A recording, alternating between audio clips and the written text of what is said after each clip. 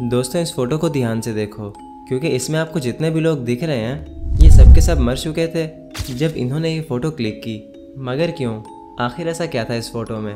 Well, ये सब वो एक्सप्लोरर्स हैं जो अंटार्कटिका के बीचों बीच यानी साउथ पोल पर गए थे, लेकिन वहाँ पहुँचते ही ये सब मर गए और इनकी लाशें दुनिया के सबसे ठंडे और वीरान कॉन्टिनेंट में हमेशा के लिए दफन हो गई। तो दोस्तों लास्ट टाइम मैंने अंटार्कटिका पर एक वीडियो बनाया था जिसमें हमने अंटार्कटिका की सारी स्टोरी डिस्कस की थी, जैसे अंटार्कटिका कैसे बना, ये कैसे डिस्कवर हुआ और इंसान यहाँ तक कैसे पहुँचे। तो उस वीडियो में मैंने बताया था कि अंटार्कटिका को इंसानों ने पहले डिस्कवर किया, फिर वहाँ लैंड करके वहाँ सर्वाइव भी कर लिया, मगर उनकी भूख यहाँ तक ख़त्म नहीं हुई, उन्हें और एडवेंचर चाहिए था। तो इसीलिए इंसानों ने एक ऐसी रेस स्टार्ट की जिसमें कई लोगों को अपनी जान देनी पड़ी, और वो रेस थी रेस टू साउथ पोल। दोस्तों रेस टू साउथ पोल दुनिया की अब तक की सबसे डेंजरस रेस मानी जाती है, क्योंकि ये कोई ओलंपिक रेस नहीं थी, बल्कि ये एक ऐसी रेस थी जिसमें ना तो जीत की गारंटी थी और ना ही ज़िंदगी की। इस रेस का मकसद था कैसे भी करके साउथ पोल तक पहुंचना, यानी कोई इंसान ऐसा हो जो सबसे पहले अंटार्कटिका के इस हिस्से तक पहुंच कर दिखाए। तो ये रेस क्यों और कैसे शुरू हुई, चलो जानते हैं आज की इस वीडियो में। दोस्तों ये टाइम था अर्ली 90s का, जब दुनिया के हर कोने पर इंसान अपने कदम रख चुके थे, इवन के अंटार्कटिका पर भी। लेकिन फिर भी दो जगह ऐसी थी जहां अभी तक कोई नहीं गया था, नॉर्थ पोल और साउथ पोल। नॉर्थ पोल अर्थ के ऊपर वाले हिस्से पर आता है और साउथ पोल अर्थ के नीचे वाले। नॉर्थ पोल एक ऐसी जगह पर है जहाँ एक जमा हुआ समंदर है, और साउथ पोल अंटार्कटिका के सेंटर में आता है। यानी ये दोनों पोल्स बहुत ही डेंजरस लोकेशंस पर हैं, और जो इंसान भी इन जगहों पर सबसे पहले जाता तो डेफिनेटली वो एक वर्ल्ड रिकॉर्ड बनाकर फेमस होता। तो जैसे ही 90s का टाइम शुरू हुआ, लोगों ने भी इन पोल्स पर जाने का सोचना शुरू कर दिया। अब बात हो रही थी साउथ पोल की, तो यहाँ दो नाम आते हैं, रोल्ड अमंडसन और रॉबर्ट स्कॉट। अमंडसन नॉर्थ पोल पर जाना चाहते थे और स्कॉट साउथ पोल पर। अमंडसन नॉर्वे के एक काफ़ी एक्सपीरियंस्ड एक्सप्लोरर थे और स्कॉट एक इंग्लिश नेवी ऑफिसर थे। तो ये दोनों वैसे तो अलग अलग पोल्स पर जा रहे थे, लेकिन फिर ऐसा क्या हुआ कि ये दोनों ही साउथ पोल की तरफ निकल पड़ते हैं, और यहाँ स्टार्ट हो जाती है दुनिया की सबसे डेडली रेस। तो ये रेस कैसे शुरू हुई और इसमें कौन जीता, ये जानने से पहले हम अमंडसन और स्कॉट के बारे में कुछ इंपॉर्टेंट बातें जान लेते हैं, ताकि हमें स्टोरी की अच्छे से समझ आ सके। तो चलो पहले बात कर लेते हैं रोल्ड अमंडसन की। दोस्तों जैसे कि मैंने बताया कि रोल्ड अमंडसन एक नॉर्वेजियन थे, तो चलो इनकी कहानी जानते हैं। दोस्तों अमंडसन नॉर्वे के एक छोटे से टाउन जिसे बोर्गे कहा जाता है वहाँ पैदा हुए, और इनके सारे फैमिली मेम्बर्स शिप्स चलाया करते थे। यानी कोई शिप कैप्टन था तो कोई शिप ओनर था। अब क्योंकि सारे फैमिली मेम्बर्स शिप्स चलाते थे, तो अमंडसन को बचपन से ही समुद्री एडवेंचर का बहुत शौक था। वो बचपन में एक्सप्लोरर्स की स्टोरीज भी पढ़ा करते थे, जिन्हें पढ़कर उन्हें बहुत अच्छा लगता था। तो अमंडसन तो बचपन से ही एक एक्सप्लोरर बनना चाहते थे, लेकिन उनकी माँ उन्हें इन सब चीज़ों से दूर रखना चाहती थी। उनकी माँ चाहती थी कि वो एक डॉक्टर बने और इस खतरनाक समुद्री काम से दूर रहें। उनकी माँ ने उनसे वादा भी लिया कि वो ये सब नहीं करेंगे।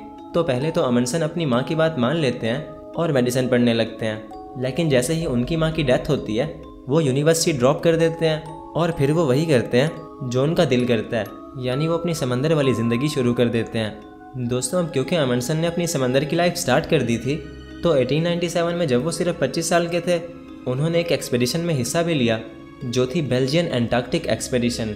इस एक्सपेडिशन का मकसद था अंटार्कटिका के उन हिस्सों को एक्सप्लोर करना जो अभी तक अनएक्सप्लोर्ड थे। इस एक्सपेडिशन को वैसे तो एड्रियन दी गर्लेशियर नाम के एक नेवी ऑफिसर लीड कर रहे थे, बट अमंडसन इस एक्सपेडिशन के फर्स्ट मेट थे, यानी लीडर के बाद इन्हीं की सुनी जाएगी।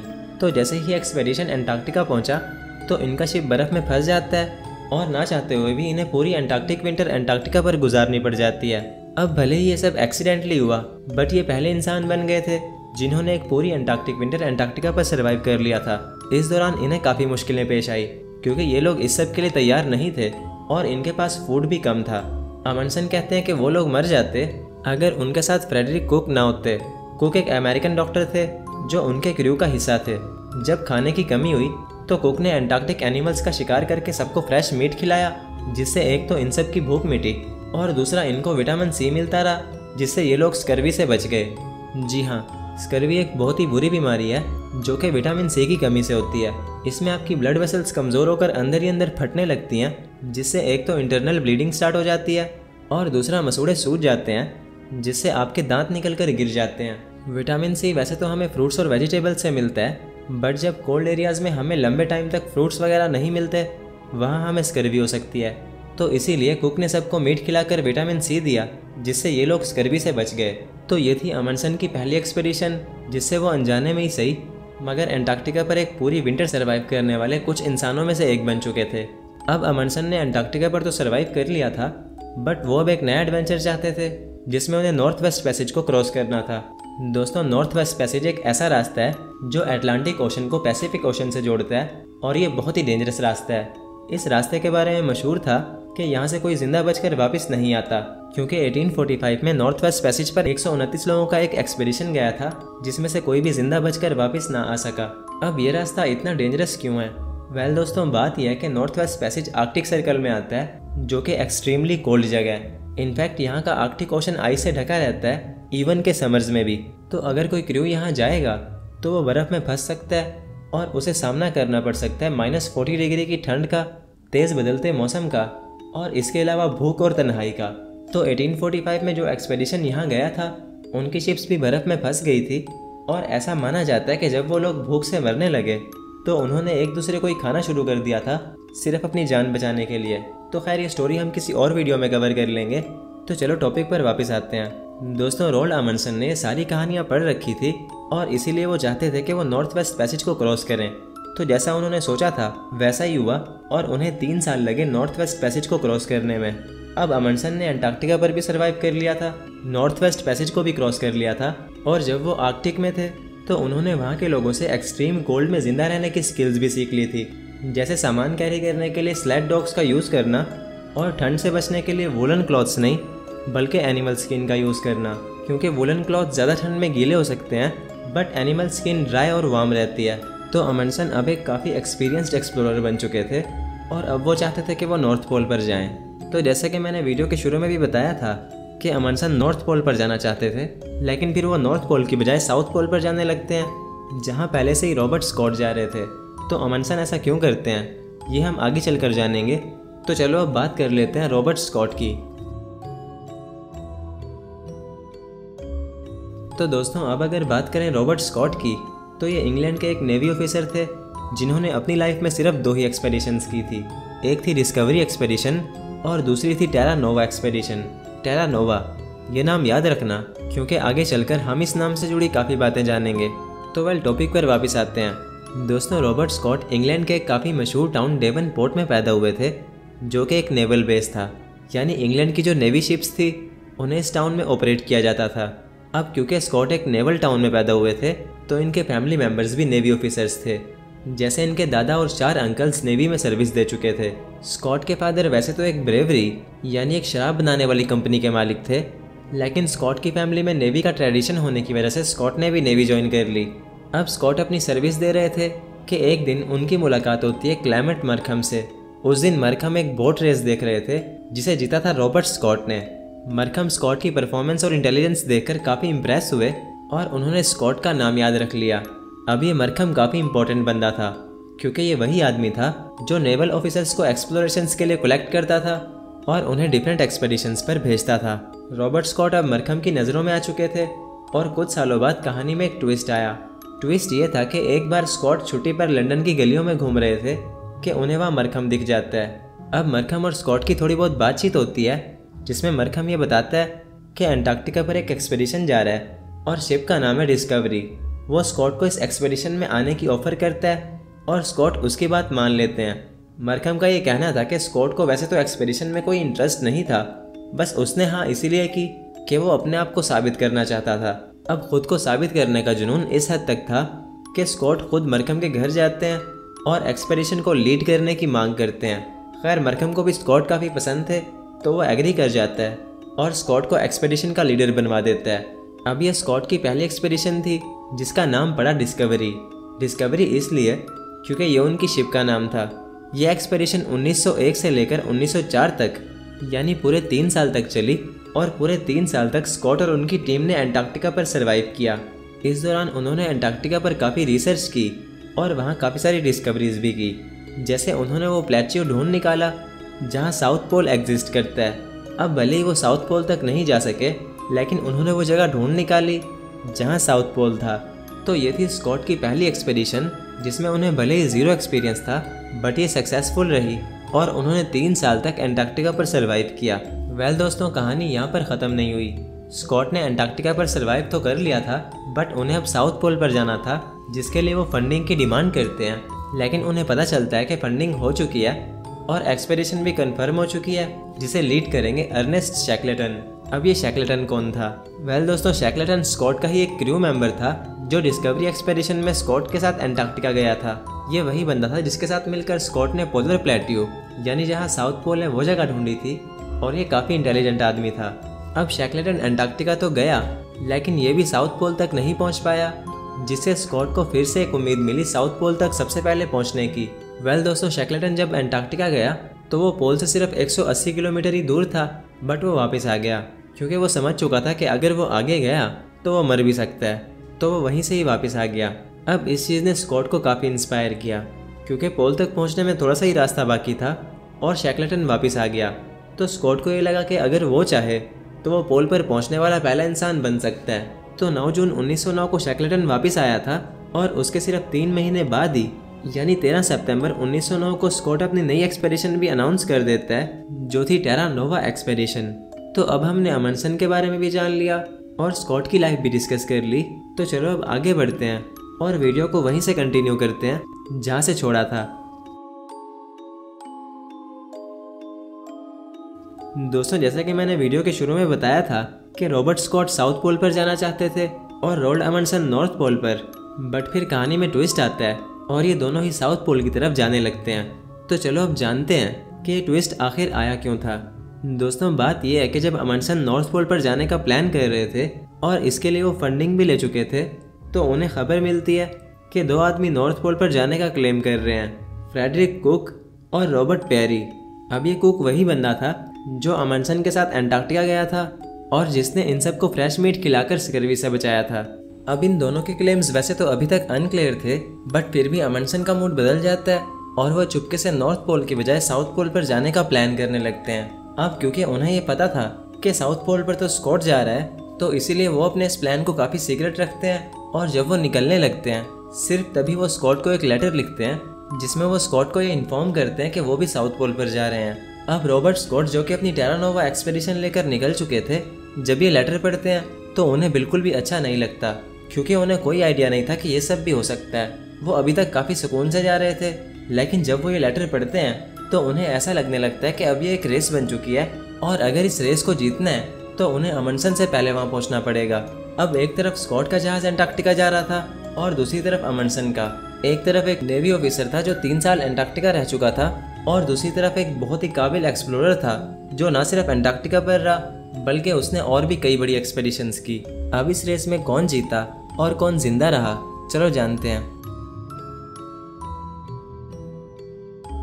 दोस्तों, वीडियो में आगे बढ़ने से पहले हमें जानना होगा कि इन दोनों ने साउथ पोल पर जाने की प्लानिंग्स कैसे की थी।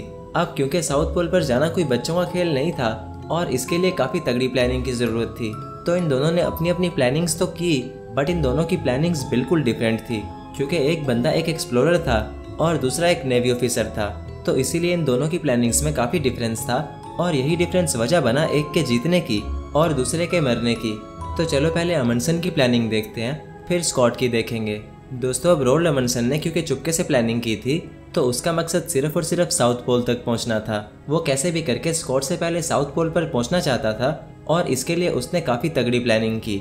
जैसे उसने वो रास्ता चूज़ किया जो पोल के ज़्यादा पास था और ज़्यादा आसान भी था, जबकि स्कॉट का रास्ता अमंडसन के कंपैरिजन में पोल से 60 माइल्स दूर था और ये काफ़ी मुश्किल रास्ता था, बिकॉज बीच में काफ़ी सारी माउंटेन्स आ रही थी जिन्हें पार करके पोल तक जाना था। तो अमंडसन का रास्ता एक तो शॉर्ट था, ऊपर से इस रास्ते की माउंटेन्स इतनी खतरनाक नहीं थी जितनी स्कॉट के रास्ते की थी, तो ये चीज़ एक प्लस पॉइंट था अमंडसन के लिए। सेकंड, अमंडसन एक डॉग एक्सपर्ट था, तो वो अपने साथ पूरे 100 डॉग्स लेकर जाता है ताकि सामान डॉग्स उठाएं और उन्हें पोल तक पहुंचने में कोई भी दिक्कत ना आए। बाकी अमंडसन इतने सारे डॉग्स इसलिए भी लेकर गया क्योंकि वो जानता था कि रास्ते में फूड की कमी हो सकती है और अगर ऐसा हुआ तो वो कुछ डॉग्स को किल करके उनका मीट अपनी टीम को खिलाएगा और दूसरे डॉग्स को भी। तो भले ही एक जालिम तरीका था, लेकिन ये काफ़ी ज़रूरी था। थर्ड, अमंडसन वुलन क्लॉथ्स की बजाय एनिमल स्किन का यूज़ करता है और वो अपनी टीम के लिए ऐसे बूट्स बनवाता है जिन्हें स्पेशली स्नो में चलने के लिए डिज़ाइन किया गया था। यानी बस यूँ समझ लो कि अमनसन पूरी तैयारी करके गया था रेस जीतने की। तो ये थी अमनसन की प्लानिंग। चलो अब स्कॉट की देखते हैं। दोस्तों, जैसा कि मैंने बताया कि स्कॉट का रास्ता ज़्यादा लंबा और मुश्किल था, तो सवाल ये आता है कि स्कॉट ने ये रास्ता आखिर क्यों चुना। वेल दोस्तों, बात यह है कि स्कॉट का मकसद कोई रेस नहीं था, बल्कि साइंटिफिक एक्सप्लोरेशन था। बाकी रेस तो उसे तब लगने लगी जब उसने अमनसन का लेटर पढ़ा। अमनसन जहां 19 लोगों को लेकर जाता है, वहीं स्कॉट पूरे 33 लोगों को लेकर गया था, जिनमें काफ़ी सारे साइंटिस्ट भी थे। सेकेंड रीज़न इस रास्ते को चूज़ करने की ये थी कि यह रास्ता पहले भी स्कॉट ने एक्सप्लोर कर रखा था और शैकलेटन भी इसी रास्ते से साउथ पोल की तरफ गया था।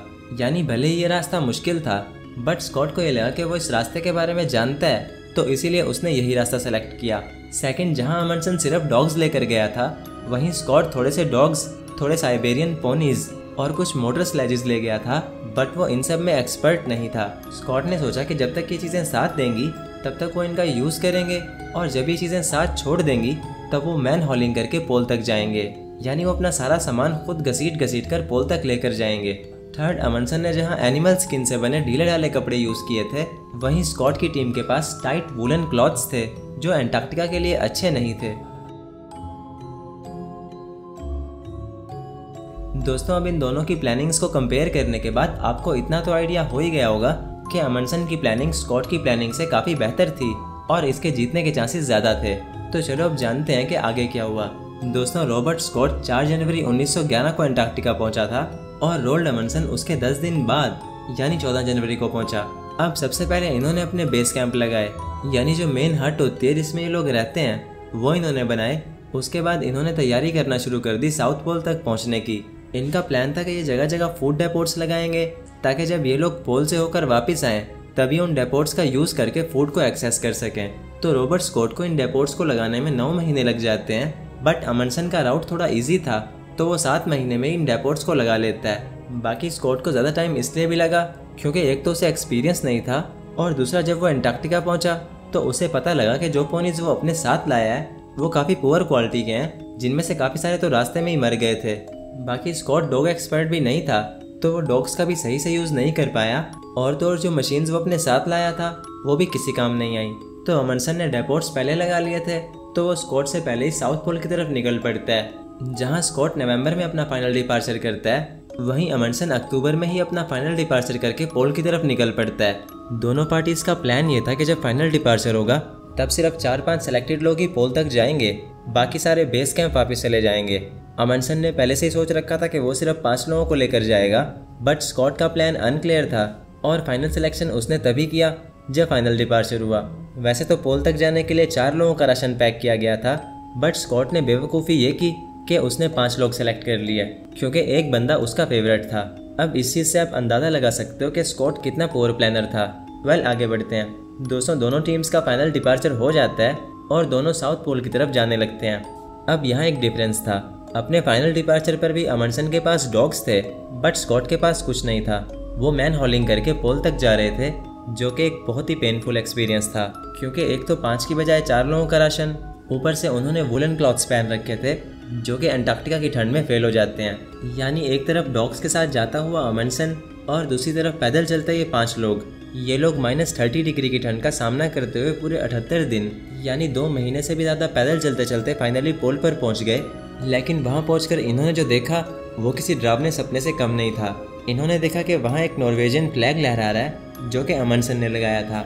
जी हाँ, अमनसन उनसे पहले वहां पहुंच चुका था और पोल पर पहुंचकर उसने स्कॉट के लिए एक लेटर भी छोड़ा था, जिसमें लिखा था, अगर आप हमारे बाद साउथ पोल तक पहुंचने वाले पहले इंसान हैं तो आपसे रिक्वेस्ट है कि काइंडली इस लेटर को नॉर्वे के किंग हाकून 7 तक पहुंचा दीजिएगा। ये बताता है कि हमारी एक्सपेडिशन ने 14 दिसंबर 1911 को साउथ पोल पहुंचकर हिस्ट्री बना दी है। हम यहाँ एक टेंट, नॉर्वे का फ्लैग और ये लेटर छोड़कर जा रहे हैं, ताकि अगर हम वापस सेफली ना जा सकें तो दुनिया को ये पता चल सके कि हम यहाँ पहले आए थे। आपका प्यारा रोल्ड अमनसन। अब स्कॉट, जो कि पहले अंटार्कटिका के लिए निकला था, ज़रा सोचो कि ये पढ़ते हुए उसे कितना पेन हुआ होगा। वो भले ही पैदल चलते चलते दुनिया के आखिरी कोने तक चला गया, लेकिन वो हार गया। उसने अपनी तरफ से पूरी कोशिश की, मगर फिर एक आदमी आया और उसकी कोशिश पर पानी फेर कर चला गया। तो ये सब देखना काफ़ी पेनफुल था, बट फिर भी इन लोगों ने अपना फ्लैग लगाया, फ़ोटोज़ ली, और ये वही फ़ोटो है जो मैंने वीडियो के शुरू में दिखाई थी। तो अमनसन के पास डॉग्स थे, जिनकी हेल्प से वो सही सलामत फूड डेपोट्स का यूज़ करते हुए वापस बेस कैंप तक चला गया। लेकिन सोचो स्कॉट की टीम के साथ क्या हुआ होगा, क्योंकि वो तो पैदल चल रहे थे ना। दोस्तों वापसी का सफ़र बहुत ख़तरनाक था, क्योंकि टेम्परेचर और भी गिरता जा रहा था, जो कि -30 डिग्री से -40 डिग्री तक चला गया। जब स्कॉट की टीम वापस आ रही थी तो वो लोग पूरी तरह टूट चुके थे और डिप्रेशन के चलते उनकी हिम्मत जवाब दे चुकी थी।